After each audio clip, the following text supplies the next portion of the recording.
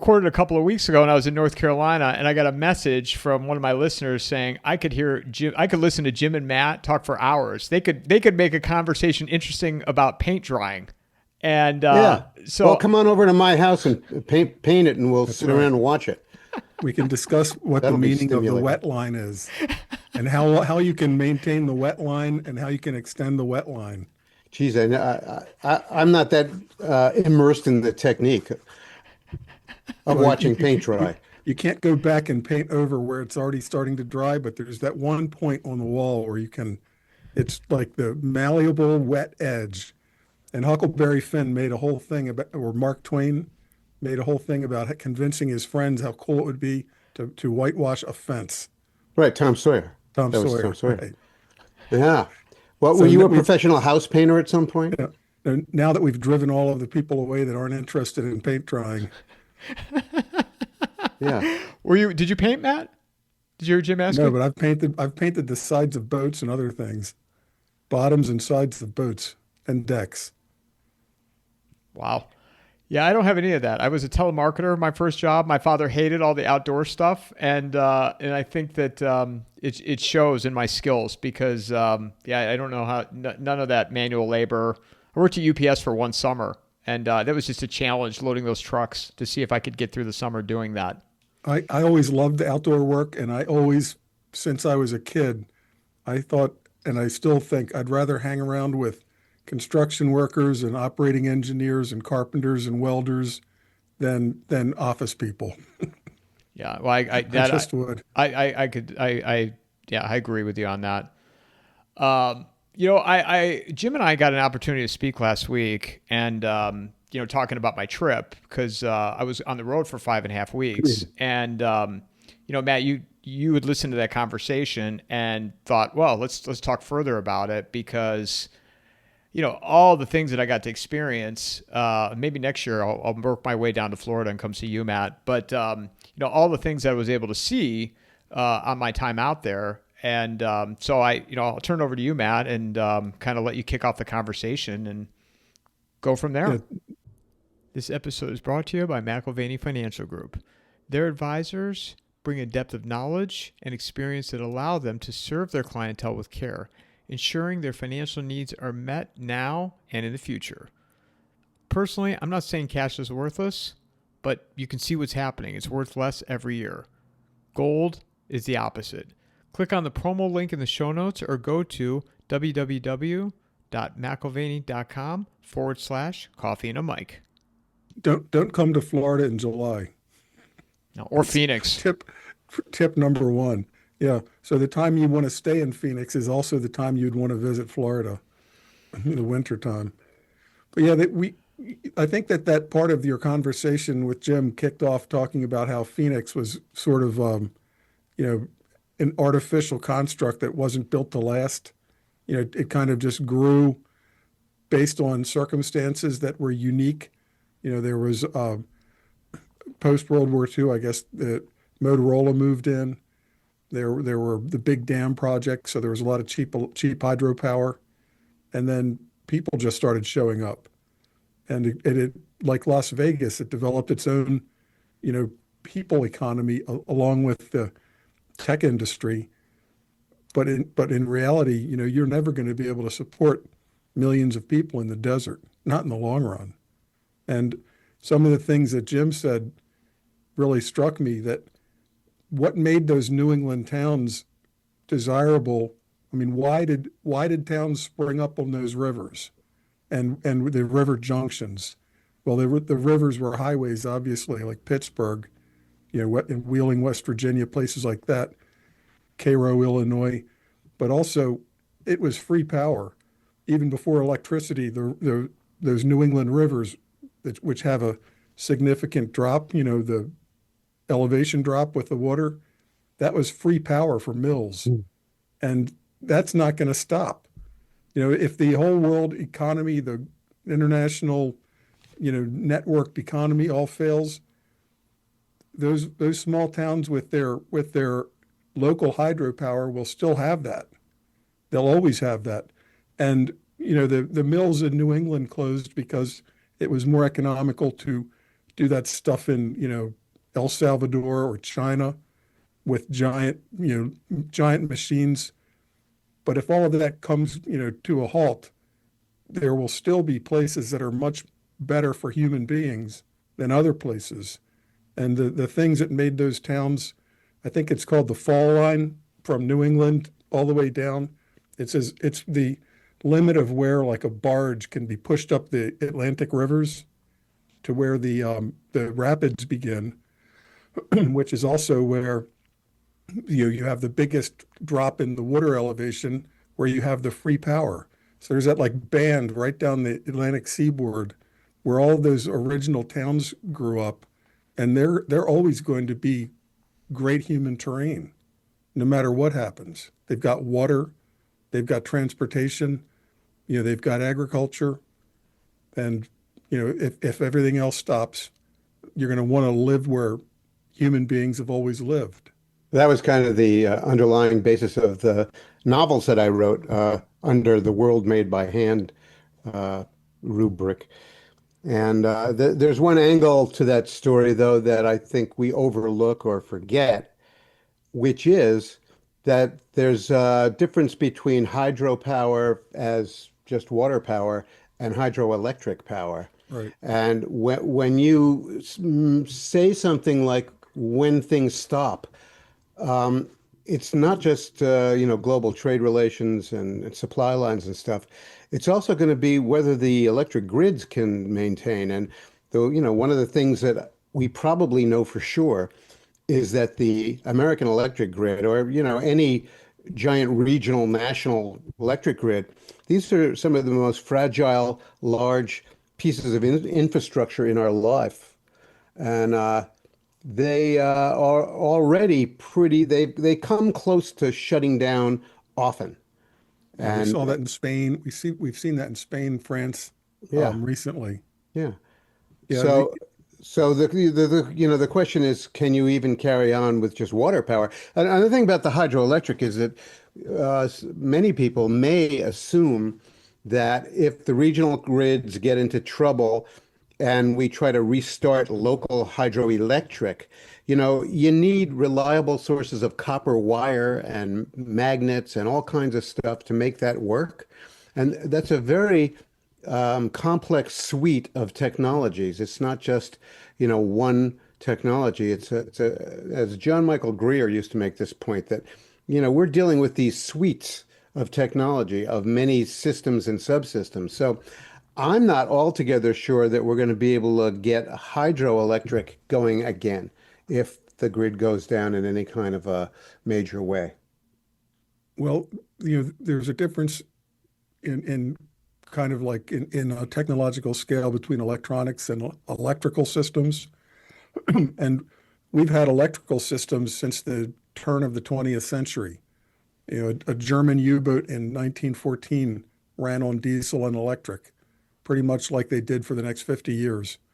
And they didn't have any electronics. They had no computers, but they figured out about just using conventional mathematics, and they figured out the electrical theory, and people could wind the rotors and do all of that work even before there were any kind of computers to help people. Well, the computers were up here. Right. I mean, I love looking at the old aircraft museums that show the radial engines from the 1920s and 30s they always have an odd number, like 13 cylinders with all these connecting rods. And that was all done with a slide rule and a sharp pencil and a straight edge, right? So don't count humans out just because the big systems fail. And, it's interesting because you live in New York. The first, where the global electrification all sprang from was Niagara Falls, which Tesla and alternating current and that whole theory, he convinced backers to dig these tunnels and put turbines in them. And that was, if you were looking at one of these world maps of the light at night, it started in upstate New York at Niagara Falls, and it spread out from there. But the hydropower, there are small hydropower systems It wouldn't run like a old water wheel. But if you have a drop of elevation, if you have an upper pond and a lower pond, you can connect them with whatever diameter pipe the water can handle, the amount of watery flow you have, and put an inline turbine in it that'll produce power straight off of the water.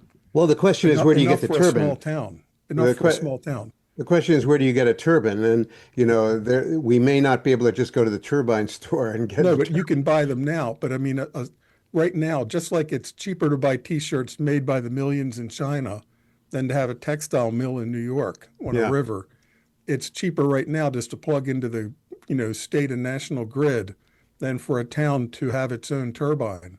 But towns could have their own turbine. I had an interesting character named Bullock in my World Made by Hand series of novels, who had agglomerated a lot of property by taking over many people's failed farms, and he was the only person in the novel in the region who was running hydroelectric, but he had run out of a critical part. He'd saved like 3 of these critical parts. I think it was called a Peloton wheel or something like that. I forget the name of the part, but he broke the last one in the last book, and he was kind of shit out of luck after all those years. But people were doing their own machining. I mean, that was the point of Henry Ford in River Rouge. That was before River Rouge. That was back in Detroit, wasn't it?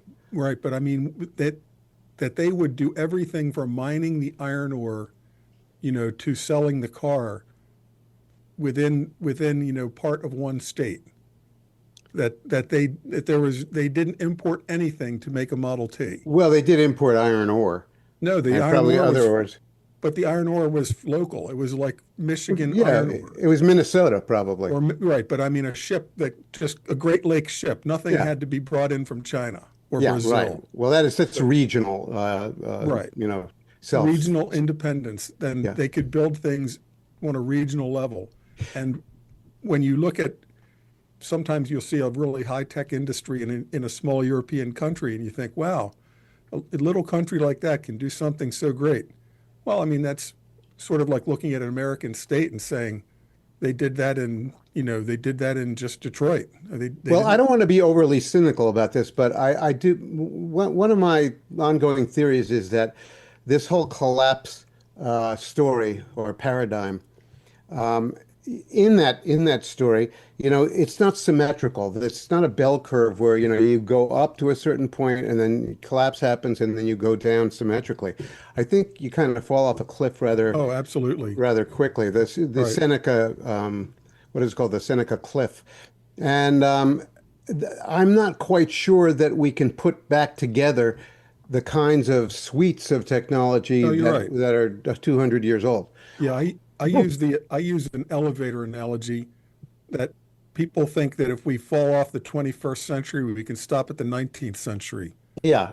And all those things that you see in the cowboy movies, like the big cast iron water pump and the cast iron, combine pulled by 4 mules, they don't make them anymore. Yeah. And the farmer didn't make it either. He ordered it from someplace in Chicago. But that's all gone. So if the elevator breaks, we can fall all the way to the basement. Well, I think that's sort of the lesson of the Roman Empire, that when the Roman Empire was kind of like the Flintstones. Everything was human powered, and we kind of forget that. They had a lot of technology, but it was mostly pure physics, levers, wheels, pulleys. But all of that technology was run by humans, mostly slaves, and but they accomplished an amazing amount. When I go to southern France and I see these aqueducts that are still standing and still used as bridges 2,000 years after they were built, it's awesome. And you have to wonder what the people of medieval France thought when they looked at these structures, and they hadn't seen people in generation after generation after generation who were capable of building anything that amazing. Maybe not the medieval period, because they were building cathedrals, but preceding that, But even building the cathedrals, it was essentially all human power, or Oh, maybe sure, some horses could be turning a wheel also. But sure. I like I've seen documentaries on building the cathedrals, and they used a human rat wheel with many men walking inside of a big wheel, using the leverage from the ratio of the outside diameter of the wheel to the axle to wind up a rope to lift these like 1 ton blocks, 20 stories into the air. Yeah, So they did human beings amazing are, things, and the Romans yeah, did amazing things. humans are amazing. But before when we go over this, what do you call it, the Seneca Cliff? Hmm. When we go over that and we crash, the elevator crashes all the way down to the basement, there's probably going to be a really ugly period of adjustment where a new there's going to be a new carrying capacity of humans, so to speak. Well, that was Michael, like Europe from the year 450 until 1100. yeah, Constantinople went on somewhat, but there's some great documentaries on, well, I think it's called like 458, the worst year in history. I forget uh-huh. where they attribute it now to a huge volcano, but it basically wiped out summer for a couple years, and that led to obviously flooding, famines. That leads to disease. That leads to warlords. Just warlord armies scavenging whatever's left, Yeah. and then a dark ages period. But there were people that kept all of the old knowledge, in the books, the monks in Ireland and so forth, so that when the civilization was ready again, the knowledge was still there. So I don't think we'll lose the knowledge. We won't be like the Indians in Yucatan, that don't have any idea who built those pyramids. You have no connection to them. That I think that we'll be able to restore that, if not electronic technology, electrical technology, copper windings and magnets. They figured that out by the 1890s. That's when the Chicago World's Fair was the first big electrification demonstration. Yeah, the Columbian Exposition. Yeah, and I think that we're never going to lose that level of technology because people can build that in their garages. You know, Uh, yeah. Well, I'm not sure they're going to be having garages. They may be living in well, huts. there's going to be a tough period, no doubt. And Michael Yan talks about the a die off because you'll probably go through even a cannibalism phase. We have just too many people. There won't be any food. The supply chains break That down. would be pretty short, though, don't you think, Matt? Well, but it may be 90% die off. But until people are so spread apart, there just aren't that many people left, and what's naturally growing is enough to sustain whatever's left. Hmm. Then the towns that always had these natural advantages are still going to have them. You're going That's to have true. you have to have water security. You have to have enough timber to not freeze to death in the wintertime, or peat or coal or something. But you're just towns like Tucson and Phoenix and Los Angeles. I don't think that they'll have a future in that circuit, not with millions of people. Well, Las Vegas will probably be our equivalent of the district in Egypt where the pyramids are and the Valley of the Kings. But all of that, but Three all of thousand that, years from now, people will marvel at these insane structures that we built. but the copper that's in those buildings will be available, and it'll be more readily available than mining it. I think you're right about that, and I've written about this in a couple of my books. I think it was Too Much Magic, that salvage is probably going to be one of the great industries of the future because human beings are good at a lot of things. And one thing they're really good at is getting one big pile of shit and sorting it all out. The copper goes here, the aluminum sashes go here, the concrete blocks that are still any good go here, et cetera, et cetera. I think that that's going to be an enormous industry. Especially the people who are very organized, like the Germans and the Japanese, both after World War II, they're self-organizing. But let me Germans ask you a question about that. But I mean, they took these demolished cities and with wheelbarrows, old women and children with wheelbarrows being paid pfennigs because they're self-organizing cultures. They were taking these giant blocks of knockdown bricks, taking the bricks apart and cleaning them and stacking them and getting one with rebuilding. And that wasn't just the bricks, but everything. Yeah. And it was kind of amazing. But I wonder what you think about that apropos of Germany, for example, Germany's current attempt to commit suicide, because they seem to be, on the one hand, you're right, they seem to be superbly organizational culture. But on the other hand, they seem hell bent on destroying what they've got now. That's the Germany of 1940s and 50s, which is gone. You can't compare them to So a complete culture change. Complete culture change, and the addition of the imported third world hostile culture, and the hostile culture is much more aggressive and has a much greater organizational model, which is Islam. As I say all the time, a fist always will beat a bowl of spaghetti, in a fist fight. It just doesn't have to be a great fist, but you're hitting Jello that doesn't fight back. The question is, will the fist throw the spaghetti against the wall to see what sticks? Yeah. I think that at a certain point, the Muslim men will just do a Rwanda on all the German men. Kind of looks that way, doesn't it? And Englishmen and Irishmen.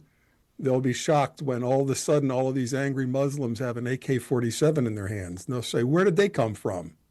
And that'll be their last thought. What about the Japanese culture then? They're shrinking demographically. They won't have children. Japanese women were, submissive, and it's a culture of respect and tradition and shame. But that only works if you're in an insulated village. But it doesn't work when, how do you keep them down on the farm when they've seen Paris, right? So when they see how women live in the West, the Japanese ladies are, no thanks, I'm not getting married to be some guy's slave, some guy who works 80 hours a week and expects dinner every time he comes home, whether it's 6 at night or 9 at night, and have children and be a tiger mom and raise these children and get them all over the city to different schools and tutoring situations. So Japanese women are just opting out of childbirth, of marriage. Japan is really an interesting example because you can really see how their culture was absolutely devastated by the Industrial Revolution. And the way it continued up until the 21st century. But before that, if you revisit, let's say the period just before that,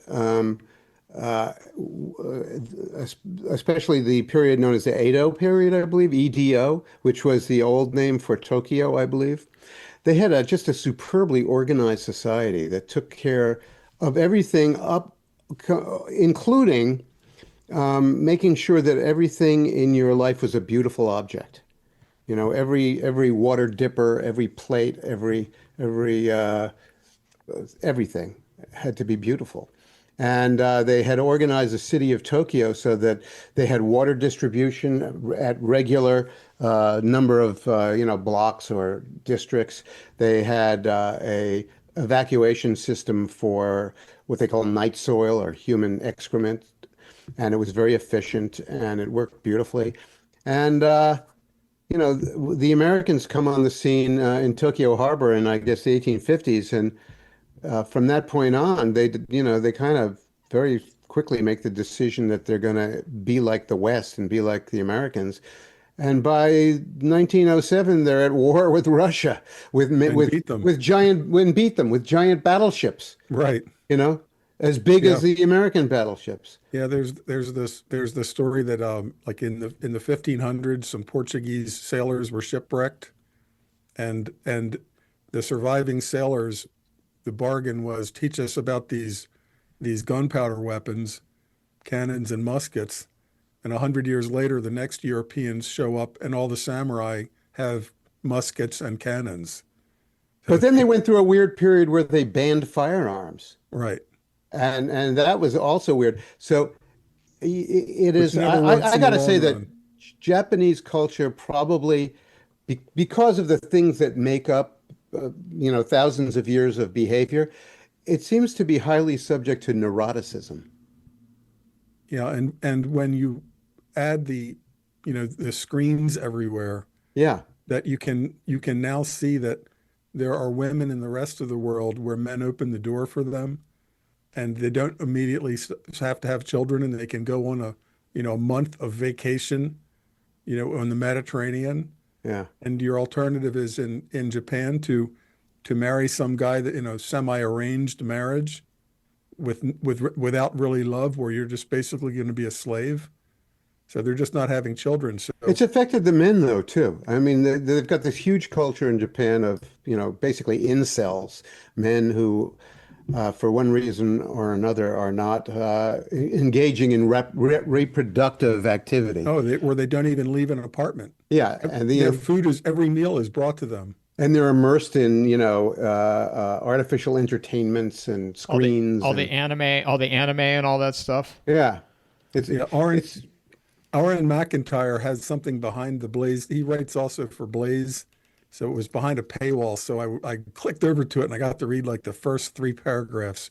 But it looked great, and it was a really great illustration of a like a 20-something, fat 20-something with virtual reality goggles on, surrounded by computers, and his worried-looking parents at the door. The father says, "Are you winning, son?" He's Hey, completely tuned out. I have an idea. Yeah. Let's go region by region in the USA and talk about what their virtues are and what their shortcomings and drawbacks might be. You mean like in terms of geography, or? Yeah, like the Pacific Northwest, Northern Idaho, the Great Lakes, the lower Midwest, Texas, et cetera, et cetera. And, maybe Can I British kick Columbia. Can I kick it off? Can Yeah. we start But about the Great just- Lakes? And But as an aside, there's a guy named Jarreau. He wrote the was it the Oh, yeah, nine Joel Garreau. Garreau's Nine Nations of North America? It is Yeah. an evergreen book. That was about That is 25, 30 years ago. It- I had and it lunch is- with him. It's a fantastic book, and it's worth rereading every decade. He was a Washington Post reporter. Decent guy. I don't know what happened to him. He's sort of off the radar screen for a long time. It's a terrific book. I highly recommend it. Yeah. Given when it was written, I think it's brilliant. Yeah. can we You start off? met him. That's cool. Can we start off talking about the Great Lakes and Cleveland? Fine with me. And include Cleveland in that too, because I know that's everybody's favorite. Cleveland is the epicenter of the universe. So Yeah. Cleveland's a little bit pathetic these days, maybe a lot pathetic. I mean, it had a great location on the Great Lakes on Lake Erie. It has a kind of a sluggish little river, the Cuyahoga River coming into it. I'm not sure how far that goes and what it, it's probably not very, probably doesn't have a lot of water power. So Cleveland, I don't know. I'd say as a general proposition, just keep in mind that what a friend of mine, Elizabeth Platter Zyberk, the architect, once said, that our cities and towns are where they are because they occupy important sites. So Cleveland was there for a good reason. Something will continue to be there, but keep in mind that it probably won't be the Cleveland of 1950. We're not going back to that. and then Well- go ahead, Matt. Sorry, I was going to say, speak in general of the Great Lakes region, both of you. Well, water is no problem, and transportation is no problem. The interstate highway system that we have is like not quite as fragile as the electrical grid, but it's not self-maintaining. It's not like the Roman roads. If you don't, every 10 years or so, rework these things, they're going to be almost impassable. I mean, they'll be passable on foot or with wagons, but you won't have trucks driving 70 miles an hour on them. The trucks are what beats them up. Right. So the rivers are always going to be there as a transportation option. The on the East Coast, just because I'm more familiar with it, the fall line goes at an angle from the Atlantic towards, through the Piedmont to the Appalachians. And that was the transportation. It would go from Charleston, inland, all of the cities, Baltimore, Richmond, they were all where they were because of the confluence of the freshwater streams and the brackish to the Atlantic. And it wasn't until railroads and then highways came along that you could just make a north-south that would connect, from Boston to Richmond with trains and then highways. But if those all fail because the systems are too complex, the rivers again are going to be, that's still going to tie the ocean economy to the Piedmont economy, because the same economy of scale is going to happen, and you won't need a highway that's maintained. The river maintains itself. I think people underestimate or undervalue that whole system. For example, if you look at the map, it's evident and obvious that the Great Lakes are just a magnificent inland sea, around which you could probably have some kind of a civilization as complex as the Romans was. Well, that's what one of the things which launched America was this gift that we had this this unexploited continent that from that the Ohio River, the Mississippi and the Missouri. River, all of these rivers connected everything. The trappers, that could float all the way from Ohio down to New Orleans. And Lewis and Clark floated from Pittsburgh almost clear up to the foothills of the Rockies when they went down the Ohio River to the Mississippi to the Missouri, and then I think they went up some of the tributaries, like either the Snake or the Yellowstone. On boats that they constructed. Yeah. So yeah, America was just unbelievably rich compared to, say, Africa, which didn't have the connectivity, the river system connectivity, and among other problems. But America is always going to have those advantages. But if we, at some point, I think the economy collapses, we may go into something like a dark age where roads are not repaired, train tracks are not repaired, train tracks may be scavenged, for example. Locally they'll have some other use for them. But the idea of just getting in a train and going from New York to California on a schedule, safe, reliable, much less aircraft, airline travel, that could come to an end very quickly. It all exists during a high trust, high tech society, and you pull a few pins out of that, and the planes aren't going to be flying. Yeah, I marvel in my region at the canal system that we have, because I live very close to the Champlain Canal, which connects the Hudson River all the way up to the St. Lawrence River, and it goes over an elevation at one point about 10 miles north of here in Glens Falls. With locks. Yeah, with locks. And what that means is that the Hudson watershed ends at Glens Falls, New York. But at Glens Falls, they have what they call a feeder canal that comes from a higher elevation in the foothills of the Adirondack Mountains and feeds the next run of the Champlain Canal, which goes into the St. Lawrence watershed, which is a totally different watershed. It goes down into Lake George and Lake Champlain, the Richelieu River, and ultimately to St. Lawrence River, which empties into the Atlantic. And it's incredibly ingenious, and the whole thing was done in the mid 1800s. And that's along with the Erie Canal, which begins... Yeah, human and horse and ox power, that's it. Yeah, the Erie Canal begins 20 miles south of here, and that connects the Atlantic Ocean to Lake Erie. But think about the complexity of a society that can organize the long-term funding for a project that's going to take years to accomplish, right? This is like... One of the problems with some cultures is a lack of the concept of deferred gratification, right? If you have a paycheck, get drunk, spend it. In order to organize something that's going to require thousands of men working for years before the first barge goes through that canal, the payoff won't be for a decade. And you're going to have to get banks to front the money to pay thousands of men. so that the payoff in 10 years will come back to the bank. That's a hell of an accomplishment for a civilization. Yeah. And if you right now, the bridge in Baltimore, the Francis Scott Key Bridge, it's a year and a half. They haven't even got a plan for a new bridge. Oh my They gosh. haven't even demolished the old bridge. Oh golly. You know, this is like an end stage civilization.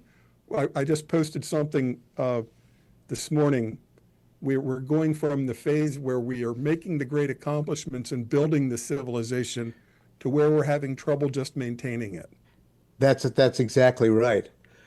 And you wonder about Mr. Trump and his program. I think, most of us in this particular podcast realm may be more on the MAGA side than on the party of chaos side.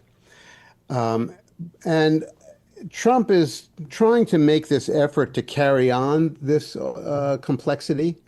And I have my doubts that even the best intentions are going to be able to manage that. Yeah, in a pure democracy where the free beer for everybody party is always going to beat the take your castor oil party. The austerity party versus the free stuff party. The free stuff party wins every time. Yeah. But all they really accomplish is demolishing the structure and cannibalizing its parts. What do you see as being the most fragile of these mega systems that we're reliant on? In social terms, it might be that we get to the end of the debt cycle and we just can't meaningfully pay the EBT that people are. The social contract now is we'll feed you. We'll give you Section 8 housing and we'll give you food stamps. It's all on one card now. What they used to call food stamps. It's all rolled into one benefit card. And you'll have kids and we'll feed them and house them. If we can't feed them because the economy gets to the point where you can continue to load the EBT cards, but there's no meaningful value to the money to where farmers are going to farm. At a certain point. So you're talking about a really serious inflation event, like a UBI, for example, or currency failure. Yeah, a currency failure, which can be deflationary or inflationary. It just depends on which tack the politicians take to try to, but you can't dig yourself out of this hole. Yeah, and just for listeners, let me take a moment to clarify something. Deflation is when you have a terrible economic calamity and no one has any money. And inflation is when you have a lot of money, but it's worthless. And the problem is it leads to the same thing, which is extreme poverty. Right. So in the same, almost the same time period, Weimar Germany went through hyperinflation and America went through a depression. That's when you could say, a loaf of bread only cost a nickel, but I didn't have a nickel, right? So brother, can you spare a dime? Right, and in Germany it was the opposite. You had the wheelbarrow full of marks, and somebody stole the wheelbarrow, and dumped the marks on the ground. So either way, the economy fails. But if you have a cohesive society, more or less, you're not going to have food riots. We didn't have food riots in America. We had long bread lines and soup lines. The closest thing I think we got to say like the food riots or any kind of riots would have been the Bonus Army March when veterans camped out in Washington and Pershing and Eisenhower and others went in and drove them out. They were generals back then. They weren't, or officers. Eisenhower might have been a colonel at that point. Right, but they killed a lot of veterans, clearing them out, and were very harshly. Today that wouldn't happen because it would be on everybody's cell phone. It would be broadcast immediately. So the people responsible for putting down a riot like that wouldn't do it because they know they'd be called the villain the next week. So they would refuse the orders to do it. So we might see, big food riots or, poor people's marches, occupations of cities, but that still won't put food on the shelves. And that's Yeah. there's obviously our enemies could attack our power grid, do things like that. But I think even without an enemy attacking our power grid, which could happen Iran, if we get into a slug out war with Iran and we've got our B-2s just attacking Tehran every night, they're not just going to sit there and say, oh, what can we do? They're going to say, we can turn out America's power, give them something else to think about. Mm-hmm. So, Yeah. so that could obviously happen. But even absent that, I think at the end of this debt cycle, at a certain point, farmers aren't going to farm for worthless money if it costs them so much for the diesel, the fertilizer, the pesticides, the seed, and it's a losing proposition. They can't get paid in anything that is the system grinds to a halt. The farmers stop farming, or they only farm enough for their local farmers market. That's what I was going to and ask. Their family. That's what I was going to ask you, because they're going to have to maintain even if it's a minimal amount of operation for their family and for their local community. But also, I want to ask you guys, I know we're kind of limited on time today. As we're going through the different geographic regions of the United States, where do you think is a place like, I feel like I know what both you're going to say, but a place that you do not want to be at either Phoenix. now? Yeah, I knew that. Yeah. Its list is long. Phoenix, Tucson, Las Vegas, Los Angeles. Right. I don't know about San Diego. Probably not. It's, Mediterranean climate is pretty nice, but its proximity to Mexico is. San Diego doesn't have any water. San Diego's water is what it comes downstream from Los Angeles. Okay, there you go. San Diego has enough reservoir water for like 10%. Yeah. What about New Mexico? Well, when you get into the elevations, it's okay, but it's it's kind of Arizona-like in a lot of ways. Yeah, Texas, I think, would be a problem. Northern New Mexico, you would be able to live like a mountain man trapper, but it's not. It doesn't have the kind of rivers that lend itself to transportation hubs like Ohio and West Virginia. Yeah, even Denver, it doesn't really. I mean, I think it's the North Platte River that goes through Denver, and it's really just kind of a trickling little mud hole. And Denver was founded because it was a railroad nexus, I believe, not because of a river. Sure, that's right. And I'd also write off an awful lot of Dixieland. Dixieland is just too hot and punishing, and a lot of the soils are played out. And I'm not sure it's going to be a really great place to carry on civilization. Well, you have to look at it in a different way. You have to say Dixieland with only 10% of the population. Yeah. The reason that the first Civil War could carry on for so long was that it wasn't a petroleum economy. It was the cattle and the horses ate grass. And so you couldn't starve out the South. The South could feed itself almost indefinitely. You had to do like Sherman marching to the sea to just burn farms. But outside of that, in Alabama, Mississippi, the rebel armies could constantly refresh their horses with new horses. And that's always going to be an advantage in the South. It's going to always, you can say that the soil might be played out in terms of feeding vast cities, but that's using mechanized modern agriculture that's very, very disconnected from the kind of agriculture which will reemerge, which will be local. Yeah. But it does prompt you to wonder whether geography itself prompts the kind of feudal social arrangements that you had in the antebellum South. Just because, doing physical labor is so punishing that in some ways, you need to have something like slaves or serfs to make it work. Well, in this, my last book, Doomsday Reef, the survivors, of the 10% that are still around, most of them will have to work on a farm because it's going to be a new social contract called if you don't work, you don't eat. Yeah. And well, I had kind of the same thing going on in the World Made by Hand series. Right. If you want this steady job of being fed and having a roof over your house, you're going to have to spend 10 hours a day, with a hoe in the field. Yeah, that'll be a great sorter outer of human nature. Right. What do you? And and in my book, there are some people that do wind up with a shackle on their leg because their social contract was you have to work for a year before you can be considered a free member of this society, of this island. But if you run away before your year, we're going to add another year.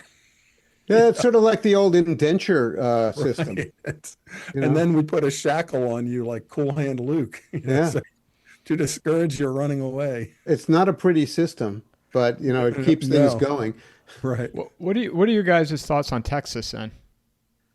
I think Texas has similar problems to both, wet Dixieland and dry, hot Southwest America. And I'm just not sure that it can support the kind of population that it has now or the activities that it has now. I think it's to some extent an artificial construct like Las Vegas or But I Phoenix. think it can support a bigger population than Arizona can. Probably true. And Yeah. but you have to look at 19th century Texas and say, what were its strong points? Why did people live where they lived? How were they connected? Mainly railroad, but before railroads, it was because it's open country, it was suitable. And the Santa Fe Trail went all the way to obviously to Santa Fe. They had wagon trains of wagons that were the size of trucks pulled by like 10 ox, that like a caravan of trucks moving very slowly. Mhm. And they could just cross Texas territory easily once the Indians were sorted out. Hmm. But And of course, the cattle, raising beef cattle was a huge thing. right. And then as you go a little further north into Oklahoma and Kansas and all, you start to be able to grow grain. But the concept that has to, and it's sort of a Malthusian concept called carrying capacity. The carrying capacity today is all based on the modern technology. Exactly right. If the modern technology fails and the connectivity of being able to bring in, diesel fuel, fertilizer, pesticides, if that fails, there's going to be a huge problem. When I was in Ireland, I spent some time with a farmer talking about, what would happen if the diesel stopped and the fertilizer stopped. Ireland actually had a bigger population than it does today before the potato famine. So in a pre-industrial era, it was a very rich farming country.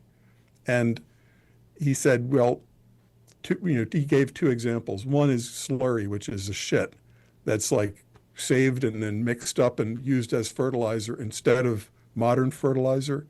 We would go back to using that, which is discouraged, by law and by the cheapness of fertilizer, currently chemicals.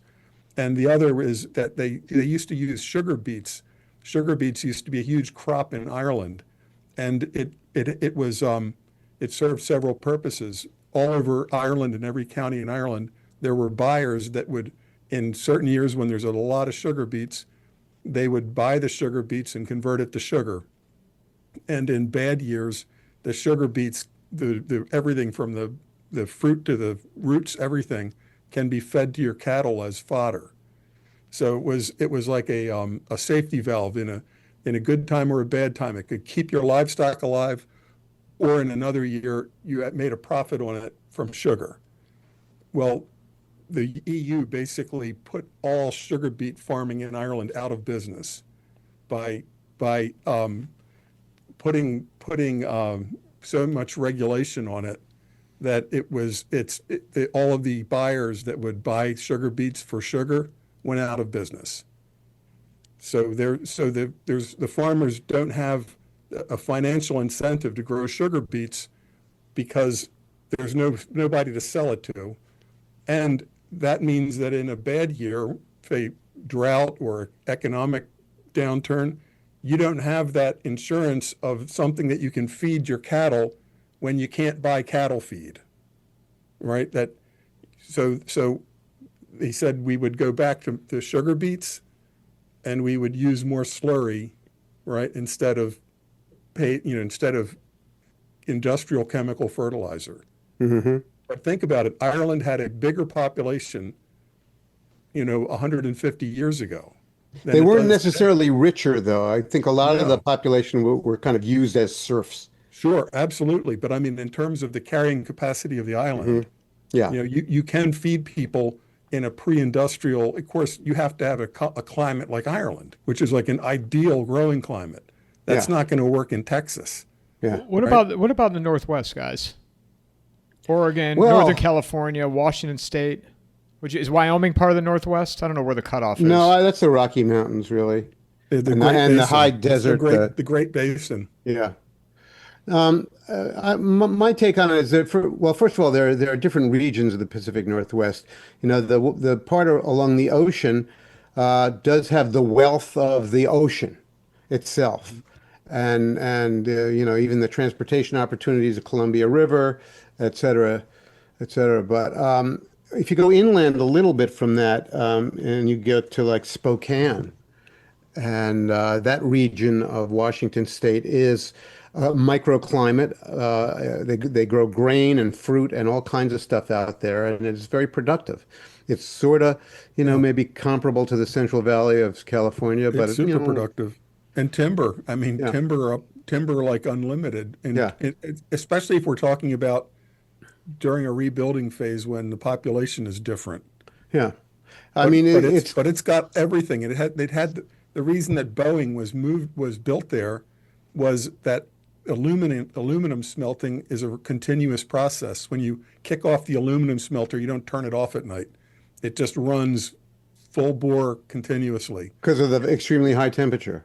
And it needed, right. And if you ever turn it off, it'll all freeze in all the piping and you have to build it again. So that was tied to the Grand Coulee Dam and the big hydro projects. So Hmm. they're still going to have that. Yeah. They have the huge drop, much more dramatic than on the East Coast, the huge elevation drop of big rivers, which is just like, God's gift to hydroelectricity. Now, the weird part is, and I want to say a thing about this, that as good a region as it might be, it is incredible how badly the human minds of the Pacific Northwest have been disordered by the political events of recent times. And Yeah. I have a kind of a proposition or a hypothesis that what we're seeing now with AI and the highest high-tech social media technology and all of these things that are now coming down at us, we're seeing coincidentally the American mind becoming so disordered that we can barely function as a society. And I wonder if that's a signal that's telling us that's kind of a preliminary signal for a collapse. Oh, no doubt about it. There's no question. And on the other side of this, Seneca Falls, I think that Seneca Cliff. Seneca Falls Cliff. is a town in upstate New York. Right. Yeah, don't go over the cliff in a canoe. And by the way, a friend sent me pictures from Kerrville that he actually walked the riverbed. You couldn't believe how many aluminum, because from the camps, right? Aluminum, like your Grumman canoes, like Deliverance, and skiffs. Aluminum, like 12, 14-foot skiffs and canoes wrapped around trees, In like 20 Texas, you feet mean? up in the tree, like a U. So imagine being somebody trying to swim in that. It'll wrap an aluminum canoe like a hairpin around a tree. Yeah, and all the wooden crap that's in the water is going to kill you too anyway. And you're not floating on the top, you're tumbling. Yeah. I just Forget had Gary about it. Haven. Gary Haven was flying his helicopter in and out of Marble Falls. I watched that. In I watched Kerrville, he that. said that the water went from 3 feet to 29 feet. The river. So these kids, they 5 a.m. Their cabins just washed Yeah, away. but what does he know? He's only been flying helicopters for 49 years. Right. Jeez. And he said for the North Carolina, they had over 100 volunteer helicopter pilots, non-government. Mm-hmm. He's an impressive man. I watched that interview. It was excellent. Thank you. what I know we're getting right to the end here. So Rocky Mountains, future any of that, guys? Not Colorado, well connected. Utah. Poorly connected. Climate is pretty sketchy. There are microclimates up there, like northern Idaho, and that extends into British Columbia too, where areas like those lakes up in British Columbia, the Ontonagon region. And but beside that, pretty tough unless you're going to be a rancher or something. Or a mountain man. Yeah, mountain man. But that's a tough way. The mountain man thing might be your get through during the time when the cities are self-destructing. You got to So, have an awful lot of skill, and I'm not sure the animals are even there to be a mountain right. man. Yeah, up there, yeah. Yeah, It's not like the beaver population is what it was in 1790, you know? yeah, it's gonna be a harsh adjustment, but there'll be once that new carrying capacity is reached, there will be a lot to salvage and a lot of know-how about how to salvage it. I find it But I interesting. think that it will be the social contract is going to be no EBT, no charity. You know, you don't work, you don't get fed. No Netflix. No lattes. In this book, Doomsday Reef, there's a psychological influ or a psychological problem consequence where people blame screens for the downfall of the society, and there's like a not Luddite in terms of industry, but anybody with a screen, all the screens are destroyed from smartphones, which don't work anyway. They're icons that are smashed They're smashed by the because iconoclasts. they were the devil's window. They were the devil's window, Good case to make for and that. they brought in all of the evil societal problems. So we're going to just not have we're not going to have screens anymore. We're just going anyway. In the book, there's not even amplified music. Anything that amplifies the voice is like leading down that slippery slope back to the devil's screens. So preachers with a loud voice can reach as many people as there are in the tent, but nobody is setting up a loudspeaker. That's the road to perdition. We'll see. I find it interesting that the Northwest isn't more valuable than the Northeast, because to me, thinking about it, the winters aren't as brutal. There's plenty of rain, right? I mean, wouldn't it be a better geographic area? I could see it becoming something like a Japanese economy. Right. It was developed differently because the New England was the toehold for the European invasion, and we reached the Northwest in trickles, by Conestoga wagons and then railroads. If anything, the Japanese or Chinese might take it over if if the lefties that run the place, if a push came to shove, and the white nationalists were going to battle the coastal commies, I think the coastal commies would say, "Hey, China, come in here and help us. Yeah, Save us from the white nationalists." yeah. And then they'd sell them the rope that the Chinese would use to hang all the Right. Americans with. We'd see Chinese submarines in Puget Sound instead of Yeah. American submarines. It could Whoops. happen. Crazier things have happened. Yeah. Where can people find you, Jim? I'm at www.kunstler.com, Kunstler. I put out 2 blogs a week, Monday and Friday, on Substack, and my books are all on my website. Next podcast, my- Jim? Yeah, I do. That's on my website too, and on Apple, and I got to record a new one. Yeah, you got anything on deck or no? Any sneak peek on what might be coming up? Not No yet? sneak peeks. All right. Matt? I'm not as organized. I'm working on a novel in Ireland, and I do Substack once in a while, not on a regular basis. I don't do columns. That's very disciplined of you to have a Monday and Friday. That's old school discipline. I'm going to do it whether I have I'm old school. But there's like people that can write like I'm going to do it. That I have so much admiration for that. Some people only write when they're inspired, and it's like sometimes you're waiting. I got to tell you, let me just say one thing here. I spent a couple days with Jim and I witnessed it. I mean, like clockwork. He gets up and does his process, and every Monday and Friday.